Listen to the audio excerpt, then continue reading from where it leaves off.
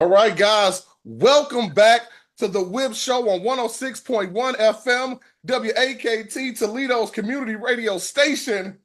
Man, right now, I don't even know if I'm good enough to do this show. So You I good had to enough? bring my tag team partner, Mr. Joe Walker, the Word Heavyweight Champion, because Call right now we have legends in the building, legend. iconic personalities, and if I do have to say it myself, the world's greatest tag team, Jeff and Matt Hardy. How are you guys doing today, man? Very good, Very man. good. Thank you so much for that nice introduction. Oh man, we like to have a lot of fun here, man. And you guys got a big show coming up. You're already out there. You're going to be at the Spartanburg Memorial Auditorium, September 27th to 28th, correct? Yep, we had two big nights, Friday and Saturday. It's gonna be huge. You guys, you better come out to check out TNA for that. And I want to talk about a few things, but before we get into any of this, I gotta Mm. ask you, how in the world are y'all still looking so young, man? You look like you're about 23. Ain't they beautiful? They beautiful. Oh, thank you, man. We're just trying to be like you guys. Oh man. I Aw. would say I would say something that has helped myself and Jeff, and he kind of turned me on to this. We've both been doing like ice baths, cold plunges, and I think that has helped us greatly, and it's helped our body to recuperate as well, just in general. And we both trying to eat pretty healthy. We try to take care of our bodies. We both train pretty hard, do a lot of cardio. We sweat, wake up and sweat, but we're just doing whatever it takes, man. And still try and hang with all these young guys that can do everything nowadays. Yeah, I'm totally addicted to ice baths these days, and that's a lot better than alcohol. So everything it's all good. I feel you, bro. I feel you, man. I'm about to jump into that also. Now, I just called you guys the best tag team, greatest tag team of all time. And seriously, when you hear so many people say that, because as you know, there's been amazing tag teams forever, but you Yeah. guys are definitely in the conversation. Jeff, I want to start with you. How does that feel, man? Just hearing people say that. Yeah, it's kind of surreal, like to be here, like looking back, because when you do get to a certain point and you look back at your career and everything you've accomplished, it's like a glimpse, like it's like, oh my God, where did the time go? It just seemed to have passed so fast. But I've been saying this a lot this week. It just feels everything feels like it's exactly where it needs to be. Just with what happened to me, I was starting to feel that love for the craft again in AEW, but then I got my nose broke, and so naturally that didn't work out. So I had to stay in AEW a little longer. But just the way that contract thing worked out, it was like the day my contract expired, the next day was the day I could show up to save my brother in TNA, and that's how it all worked out. Salute, Mm. man. Love that, man. And since you guys are talking about TNA, you guys have had multiple runs there. I mean, you guys have did some of the best work ever in that company. You guys are there from the past and in the present. By the way, Delete, loved it to death. Brother Nero, loved it to death always. But Yes. this one feels different, man. What do you think is the difference now in this run in total nonstop action, TNA? I feel like this run has been very unique because you're kind of seeing the most authentic Hardys that you've ever seen there. We had a nice run in the beginning where it was the Hardy Boys. We won the titles to begin with, but Jeff had broke his leg. We ended up having to forfeit the titles. And then whenever he ended up coming back, we were doing the whole Broken Matt and Brother Nero thing. So I feel like we're both feeling very young. We're both feeling very energetic and enthusiastic. And I feel like you're seeing like the legit Hardys out there doing their thing and killing it week in and week out. And also, I've kind of storyline wise, at least, I've kind of morphed it where like I know I am regular Matt Hardy and I know when I am broken Matt Hardy, so I can kind of go back and forth, and that's going to make for some fun stuff down the road when we do a broken Matt Hardy and a Brother Nero or Will o' the Wisp pops up, whoever it may be. So I feel like the possibilities are endless right now during this run. I love it. Joe, I know you had a couple of things you want to talk to him about. If you want to go jump in. Absolutely. Jeff, um, your brother Matt, he's an extraordinary guy. And we get to experience that through the screen. But I want to know from you what it's like to experience that in real life with someone that you love, that you're related to, that you share blood with, that continues to evolve himself and the business and never does it without including you, either in person or just verbally. How does that feel? It feels incredible, man. It makes me think about the time Matt said, "I don't know, I think you're just going to hit me with a big move, then I'm just going to change, maybe dye a blonde streak in my hair." And I had no idea what he was talking about and what broken Matt Hardy would become. So it's very exciting to still be as healthy as we are and to be performing like we are. Even this morning in the car ride, I had three ideas that I pitched to Matt, like these original new maneuvers that could possibly work for this weekend. The show's in Spartanburg, and just to see if he felt they would, work and we can pull them off. And that's so exciting when you think of something you've never done, but you can bring to life in a ring for the wrestling world to see. So yeah, it's all good, and it's nothing but excitement this later in our lives, and gosh, we are just so blessed. I A love lot to of hear that. people know that you guys have this in-ring chemistry, but what I want to know, or what I would like to hear you talk about, is the chemistry you guys have in your faith. Yeah, I mean, I think we have a lot of faith in one another. Once again, Jeff is in such a great place in his life. So proud of him, so happy for him. And I have faith in my family at home, and I know he does as well. And we also have a lot of faith in what we can do in that ring. I think faith has carried us in many, many ways. Whenever we had those old tights that said hope and faith, that was very real. I mean, we're very much guys who believe, and I think to succeed, you really have to truly believe and be optimistic in whatever you're doing. I'm a big optimist in many, many ways. And I think there's a lot of people that miss out on that in life, because I think you really do, as Jeff says all the time, you can kind of manifest stuff if you really want something that bad and you do the work to get towards it. And we're both like that. And I think faith ties into that. Yeah, and for me, like the last couple of years, faith over fear has been a big deal. And now I'm starting to enjoy pro wrestling again and feel good about it again in TNA. I think I've finally replaced the fear in my life and the doubt in my life with love in my life and with faith in my life. And it's simple for me to go sit out under a tree and just be silent for a while and give your mind a break and just talk to God. And I mean, it's huge. Every morning, that's what I do. I meditate and pray to start the day, and at the end of the day, I meditate and pray and thank the dear Lord for another day here on beautiful planet Earth. Amen. Go ahead and take us to church, Jeff. Okay, okay. Amen. Yeah. Hey, well, guys, I want to jump into current TNA right now and talk about you guys have been mixing it up a lot with the system, man. Been doing a lot of good work with them, teaming up with the amazing Joe Hendry. And we just had Moose on the show a couple weeks ago, and he really credited you guys, saying you guys really have helped push TNA, the new TNA, to the moon. Where do you see TNA going in the next year or so, man? And what Mm. would you say about like Moose and the system and those guys?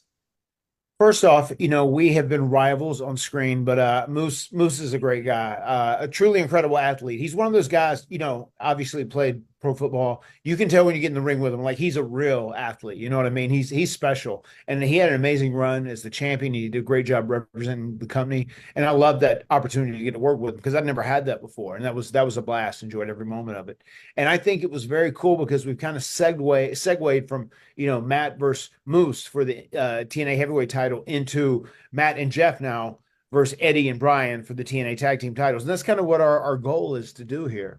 We also want to be one of the first teams that has ever held tag team gold, major tag team gold over the course of 4 decades. In the 90s, we were the WWE World Tag Team Champions. In the 2000s, WWE Tag Team Champions as well, many times over. And in the 2010s, we were WWE Tag Champions, we were TNA World Tag Team Champions, we were Ring of Honor Tag Team Champions, and now we want to do that again in the 2020s. And that's going to be a hell of a credit on your resume, I think. For sure, man. Yeah. Now, go ahead, Joe. Okay. Um, can you guys tell me when you realized that you'd become um, better storytellers in the ring and not just elite athletic performers? Ooh, good question.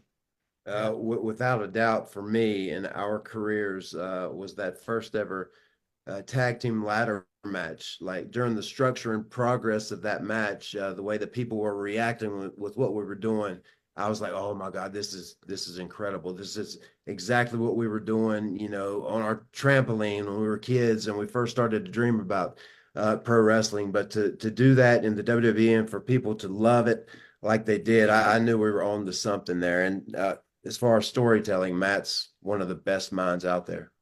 Yes, he is. I really felt when Jeff and I split, like we loved everything we did in our initial run as the Hardy Boys. When we did get to do the tag team ladder match, tag team table match, the TLC match, and all of that, which all became such historic moments in WWE history.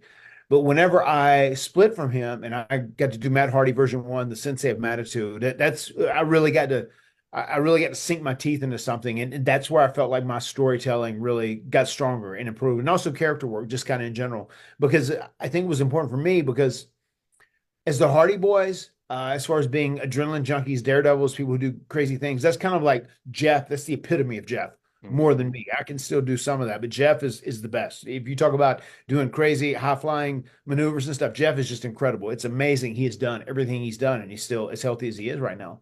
But I was very excited for the challenge of being an over the top delusional, someone who is just like so arrogant and just so about themselves. And I had so much fun doing that, and even like inserted the internet into it because they thought it was crazy when I said, "Hey, I think like the internet and social media is going to be a big deal in wrestling one day." They're going, "Oh, you're just crazy, just whatever." It's not. But lo and behold, we did the little mat backs, and I had the little entrance coming out, and that is where I really felt like I got my best grasp on storytelling. Nice, nice, Mm. man. Okay. Now, I know you get in the ring with so many guys to tell you that they looked up to you growing up. Does it make you feel like the old guards, or does it make you feel like, dog, I feel good because I can still get in there and mix it up with them, man? Hey, we'll go with option B on that, man. Yeah, Okay. yeah. No, it's super humbling, super flattering, But we see it so much. There's guys like, oh man, like you were guys when I was coming up, and I mean, I totally know what they're feeling like because that's what we'd have said to, Macho Man. That's what we'd said to Shawn Michaels. Those guys were heavily influential in us too when we were like in our formative years of figuring out what we want to do. So it's a huge compliment. And that's how we take it. My favorite comment to hear, and I still hear it quite a bit in the grocery store and Walmart, wherever it might be. But Jeff Hardy, you used to be my favorite wrestler. Like you used to be. I was like, oh my God, so I'm not now. And then the other one is, are you Jeff Hardy? And I'll just go, last time I checked. Yo, well, Jeff, I'm glad I got you on because I could tell you this straight up from the African American community. A lot of brothers became goth because of you, man. And a lot of us were Right. born and raised because of you, baby. So, All right. Oh, that And brings me to a question I've been wanting to ask y'all for years. Yo, did you ever think in this incredible run that you have that you guys would be so embraced by hip hop culture? Yeah, I mean, I don't know if we would have expected it, but I mean, we have, and it's so cool, and it's so funny. And I say this all the time, like our dad raised us, and I remember we had an AM radio for the longest time, right? We didn't have a lot of music, and I remember when we eventually got a little boom box, and we heard some like just very standard rock and roll, very poppy stuff, whatever. And then I eventually heard Public Enemy and Chuck D, and he was like spitting out stuff, and he really had this purpose, and he believed in it, and he was really direct. And Public Enemy, that was my first favorite band, and I was a huge rap fan. Any rap, you do it, I name it. It's so funny, like I still love to rap and do stuff, listen to rap. And we went through different phases of music and whatnot, but just the stuff we were doing, the way we were dressing, different. Jeff got a lot of soul. If you've seen this guy dance, oh I yeah, mean, oh yeah. and it is cool that we have been embraced like that. And it's just, at the end of the day, man, people are people. And like two kids that I call my bios, which is Isaiah Cassidy and Mark Quinn in AEW. Like I loved working with them. They pitched that idea, said, man, we loved you and Jeff. Could we do something with you? And they were great, man. Just got such a great relationship with them. And I kind of feel like to them, I was almost like Michael Hayes was to us, kind of like the wrestling daddy. So Makes it's sense. it's been great, man. And to be embraced by hip hop culture and whatnot is really complimentary. one of the first songs, it might have been the first song I ever wrote. It was a rap, and I'll never forget the lyric. It was like, "I am white as snow, but black in the soul. Woo! That boy still got bars. I love it, Yeah. man. And even lately, Matt's been you just mentioned soul, the way you said it, it just reminded me. I've got this thing I'm trying to manifest as well. Matt's been saying the Hardy train lately, like Yeah. nothing's gonna stop the Hardy train. But I think it's more for me, it's gonna be like, oh man, it's not just the Hardy train, it's the Hardy soul train. We can go into some other a few rhymes and whatnot, a few dance moves, and oh, we'll have something beautiful there. I love I think that, it's man. really cool, especially with, organizations like All of the Above who are teaching youth um, through the elements of hip hop, especially breaking, but to see young breakers do moves that were inspired by you, Jeff, and they don't, Yeah. they may not know that flip kick or, came from a wrestler. Like, that's so cool. You guys, your inspiration just it has transcended Yeah, what happens in the square circle, and that's amazing. No, for thank Thank sure. Now, I want to get into real quick before we get out of here. Man, the TNA, I just can't get over how much it's booming in the Yeah. last year or so, man. It is absolutely amazing. And now No, with this huge, yeah, no, we've had like last 6, 7 shows sold out, man. Been yeah, wild. absolutely crazy. And they got this big crossover that you guys are doing now. And also, you're coming down to our area, the Michigan, Mhm. Detroit area, Oh bound yeah. for glory soon. I mean, Mhm. just like seeing the crossover, I heard you on Busted Open earlier talking about Jordan Grace, Hammerstone, and so many guys just being seen all over. How does that feel? Like now they know what TNA is. Yeah, I mean, it's great. Once again, like TNA is got an incredible locker room full of men and women who are working together for the greater good of TNA, and this the unpredictability of the crossover. You never know who's going to show up on NXT. You never know who's going to show up from NXT on TNA. It's been great, and I think all of us can say wrestling is at its best when it's unpredictable, when you don't know what's going to happen next, and that's super exciting about this. And it's also helped boost TNA as well now. Yeah, For the sure. first time I saw Jordan on NXT, the wrestling fan in me was so excited, man. And now that I've met and got to know Joe Hendry a little bit, I definitely want to eventually do a song with him, which I think would Mm. be incredible, man. But and what he's done with his social media and how he's blown up and a really good guitar player, it's just such an exciting time in pro wrestling. Definitely, Oh yeah. definitely. Now, Oh Matt, yeah. I actually got to see you, man. You wouldn't remember this, but you were at a comic convention called Astronomicon in Yeah. Livonia a couple months earlier this year, and we did a Yep. brief interview then. But one thing I noticed, you Mm. had time for all your fans. You were retweeting everything that they posted about you. You was taking pictures, showing love. Why do you always still? Because I know it can be hard to have so many people bother you 24/7. Why do you still just show so much love to the fans all the time? I mean, I think it's a big deal to me and Jeff. I mean, because we were just two kids from Podunk, Cameron, North Carolina, grew up in the middle of the country, and we farmed tobacco. That's what we did. We primed tobacco. We drove the tractor. We did whatever. I mean, we did hard work out on the land. And we had this big dream we wanted to chase down to be pro wrestlers, and we wanted to be the tag team champions just one time. If we did that, then we can call it a career, right?